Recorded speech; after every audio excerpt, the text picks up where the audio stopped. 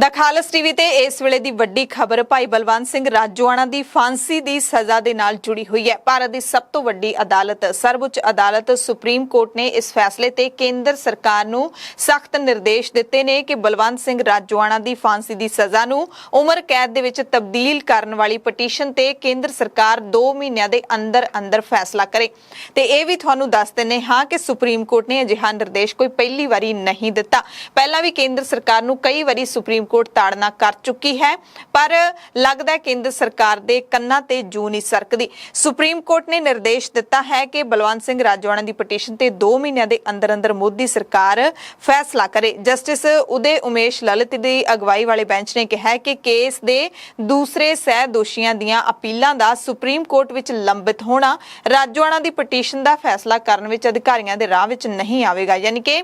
दूसरे जिहड़े दोषी ने उन्हां दे केसां दी सुनवाई लटक रही है, तां उस लटका दा असर है जिहड़ा ओह राजोआणा दी अपील दे उत्ते नहीं होना चाहिदा, क्योंकि बलवंत सिंह राजोआणा नूं फांसी दी सज़ा सुनाई गई है। ते इस तों कुछ महीने पहलां भी सुप्रीम कोर्ट ने केंद्र सरकार नूं अजिहे ही निर्देश दित्ते सी कि राजोआणा दी फांसी दे मसले दे उत्ते फांसी दी अपील दे उत्ते केंद्र सरकार छेती तो छेती फैसला करे। ते हर वारी सुप्रीम कोर्ट दे वल्लों केंद्र सरकार नूं एक लिमिटेड समा दिता जांदा, निर्धारित समा दिता जांदा है कि इन्ने समय दे विच तुसीं राजोआणा दी पटीशन दे उत्ते अपना फैसला करो, पर केंद्र सरकार ने इस मसले वाल हाले तक तां कोई गौर नहीं कीती है। तुहानूं दस दिंदे हां कि पंजाब दे साबका मुख मंत्री बेअंत सिंह दे कतल केस दे नाल इह केस जुड़िया होया। 1995 दे विच जदों पंजाब दे मुख मंत्री बेअंत सिंह हुंदे सी तां उन्हां दा कतल होया सी। भाई बलवंत सिंह राजोआणा ਅਤੇ ਹੋਰਾਂ ਨੇ 31 ਅਗਸਤ 1995 ਨੂੰ ਪੰਜਾਬ ਸਿਵਲ ਸਕੱਤਰੇਤ ਦੇ ਬਾਹਰ ਇੱਕ ਕਾਰ ਧਮਾਕੇ ਦੇ ਵਿੱਚ ਬੇਅੰਤ ਸਿੰਘ ਨੂੰ ਬੰਬ ਦੇ ਨਾਲ ਉਡਾ ਦਿੱਤਾ ਸੀ ਤੇ ਉਦੋਂ 16 ਹੋਰ ਮੌਤਾਂ ਹੋਈਆਂ ਸੀ। ਤੇ ਹੁਣ ਸੁਪਰੀਮ ਕੋਰਟ ਨੇ ਕਿਹਾ ਕਿ ਰਾਜੋਆਣਾ ਦੀ ਫਾਂਸੀ ਦੀ ਸਜ਼ਾ, ਮੌਤ ਦੀ ਜਿਹੜੀ ਸਜ਼ਾ ਸੁਣਾਈ ਗਈ ਹੈ, ਉਸ ਨੂੰ ਉਮਰ ਕੈਦ ਵਿੱਚ ਤਬਦੀਲ ਕੀਤਾ ਜਾਵੇ, ਕਿਉਂਕਿ ਲੰਬਾ ਸਮਾਂ ਤਾਂ ਜੇਲ੍ਹ ਦੇ ਵਿੱਚ ਪਹਿਲਾਂ ਹੀ ਰਾਜੋਆਣਾ ਗੁਜ਼ਾਰ ਚੁੱਕੇ ਨੇ। यानी कि पूरी उम्र कैद की सज़ा हुंदी है जिहड़ी ओह भुगत चुके ने। 26 साल हो गए ने बलवंत सिंह राजोआणा नूं जेल दे विच, पर हाले तक इसे तरह ही उन्हां दी अपील है जिहड़ी ओह लटकदी आ रही है। कई साल पहलां राजोआणा ने कहा भी सी, कई साल पहलां जदों उन्हां नूं फांसी दी सज़ा दे दित्ती जानी सी तां उदों बहुत वड्डे रोस मुजाहरे होए सी। अकाली दल, श्रोमणी गुरुद्वारा प्रबंधक कमेटी जां पूरा सिख पंथ ही सड़कां दे उत्ते उतर आया सी, तां उदों केंद्र सरकार ने फांसी दी सज़ा दे उत्ते रोक ला दित्ती सी, उस फैसले दे उत्ते रोक ला दित्ती सी। उस तो लैके हुण तक लगातार 10 साल तो वध दा समा हो गया जदों ओह फैसला लटक ही रहा है। भाई बलवंत सिंह राजोआणा कहंदे आ रहे ने कि इन्ना समा तां जेलां दे विच गुजार दित्ता है, उमर कैद तां गुजार ही दित्ती है, मेरी फांसी दी पटीशन दे उत्ते क्यों नहीं सुनवाई हुंदी, क्यों नहीं फैसला कोई आखिरी लिया जांदा। जे मैनूं फांसी दी सज़ा देनी है तां दे के परां करो, इह नहीं कि दो सज़ावां भुगत रिहा। उमर कैद दी सज़ा तां पहिलां ही भुगत चुके ने ते हुण उस फांसी दी सज़ा नूं भी लटकाया जा रहा है। इंसाफ तां इह किधरे दा भी नहीं बनदा। इसे करके शायद कई सिख इह जिहड़ा हैगा रोसा करदे ने कि भारत दे विच उन्हां दे लई कानून वखरे तर੍ਹਾਂ ਦਾ ਤੇ ਬਾਕੀਆਂ ਦੇ ਲਈ ਵੱਖਰੇ ਤਰ੍ਹਾਂ ਦਾ, यानी कि ਦੋਹਰੇ ਮਾਪਦੰਡ ਅਪਣਾਏ ਜਾਂਦੇ ਨੇ ਸਿੱਖਾਂ ਅਤੇ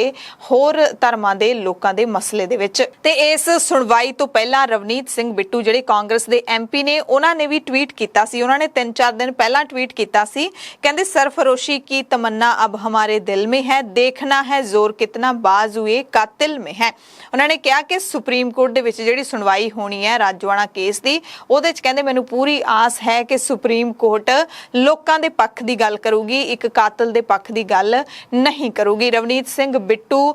ਜਿਹੜੇ ਮੁੱਖ ਮੰਤਰੀ ਮਾਰੇ ਗਏ ਸੀ ਉਸ ਕਤਲ ਕਾਂਡ ਦੇ ਵਿੱਚ ਬੇਅੰਤ ਸਿੰਘ ਦੇ ਪੋਤਰੇ ਨੇ ਰਵਨੀਤ ਸਿੰਘ ਬਿੱਟੂ ਤੇ ਹਮੇਸ਼ਾ ਜਦੋਂ ਵੀ ਬੰਦੀ ਸਿੰਘਾਂ ਦੀ ਰਿਹਾਈ ਦੀ ਗੱਲ ਚੱਲਦੀ ਹੈ ਜਾਂ ਬਲਵੰਤ ਸਿੰਘ ਰਾਜੋਆਣਾ ਦੀ ਰਿਹਾਈ, ਪ੍ਰੋਫੈਸਰ ਦਵਿੰਦਰਪਾਲ ਸਿੰਘ ਭੁੱਲਰ ਦੀ, ਜਗਤਾਰ ਸਿੰਘ ਹਵਾਰਾ ਦੀ ਰਿਹਾਈ, ਤਾਂ ਬਿੱਟੂ ਹਮੇਸ਼ਾ ਹੀ ਵਿਰੋਧ ਕਰਦੇ ਰਹੇ ਨੇ। ਉਹਨਾਂ ਨੇ ਕਿਹਾ ਸੀ ਕਿ ਸੁਪਰੀਮ ਕੋਰਟ ਦਾ ਜੋ ਵੀ ਫੈਸਲਾ ਹੋਏਗਾ ਉਹ ਸਾਡੇ ਸਾਰਿਆਂ ਦੇ ਲਈ, ਸਾਰੇ ਮੁਲਕ ਦੇ ਲਈ ਬੜਾ ਹੀ ਮਹੱਤਵਪੂਰਨ ਹੋਏਗਾ। ਹਾਲਾਂਕਿ ਸੁਪਰੀਮ ਕੋਰਟ ਦੇ ਤਾਜ਼ਾ ਨਿਰਦੇਸ਼ਾਂ ਤੋਂ ਬਾਅਦ ਰਵਨੀਤ ਸਿੰਘ ਬਿੱਟੂ ਦਾ ਹਾਲੇ ਤੱਕ ਕੋਈ ਟਵੀਟ ਨਹੀਂ ਆਇਆ ਖਬਰ ਪੜ੍ਹੇ ਜਾਣ ਤੱਕ।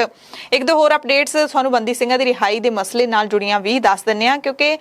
ਇਹ ਜਿਹੜੀਆਂ ਦੋਨੇ ਗੱਲਾਂ ਨੇ ਆਪਸ ਦੇ ਵਿੱਚ ਕਨੈਕਟਡ ਨੇ। ਸ਼੍ਰੋਮਣੀ ਅਕਾਲੀ ਦਲ ਨੇ ਕੱਲ ਨੂੰ ਬੰਦੀ ਸਿੰਘਾਂ ਦੀ ਰਿਹਾਈ ਸਮੇਤ ਹੋਰ ਕਈ ਮਸਲਿਆਂ ਤੇ ਕੋਰ ਕਮੇਟੀ ਦੀ ਬੈਠਕ ਸੱਦ ਲਈ ਹੈ। ਸ਼੍ਰੋਮਣੀ ਅਕਾਲੀ ਦਲ ਦੇ ਬੁਲਾਰੇ ਡਾਕਟਰ ਦਲਜੀਤ ਸਿੰਘ ਚੀਮਾ ਨੇ ਇਸ ਦੀ ਜਾਣਕਾਰੀ ਦਿੱਤੀ ਹੈ ਕਿ 3 ਵਜੇ ਅਕਾਲੀ ਦਲ ਦੀ ਕੋਰ ਕਮੇਟੀ ਦੀ ਬੈਠਕ ਚੰਡੀਗੜ੍ਹ ਦੇ ਵਿੱਚ ਅਕਾਲੀ ਦਲ ਦੇ ਦਫ਼ਤਰ ਦੇ ਵਿੱਚ ਹੋਏਗੀ, ਜਿਹਦੇ ਵਿੱਚ ਸਿੱਖ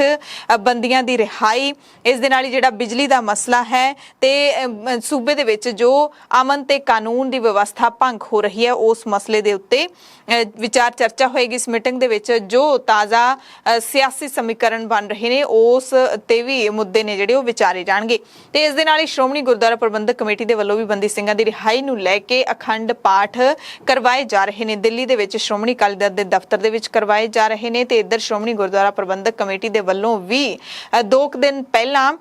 ਬੰਦੀ ਸਿੰਘਾਂ ਦੀ ਰਿਹਾਈ ਦੇ ਲਈ ਅਰਦਾਸ ਸਮਾਗਮ ਕਰਵਾਇਆ ਗਿਆ, ਜਿਸ ਦੇ ਵਿੱਚ ਸ਼੍ਰੋਮਣੀ ਗੁਰਦੁਆਰਾ ਪ੍ਰਬੰਧਕ ਕਮੇਟੀ ਦੇ ਪ੍ਰਧਾਨ ਐਡਵੋਕੇਟ ਹਰਜਿੰਦਰ ਸਿੰਘ ਧਾਮੀ ਨੇ ਕੇਂਦਰ ਸਰਕਾਰ ਨੂੰ ਅਪੀਲ ਕੀਤੀ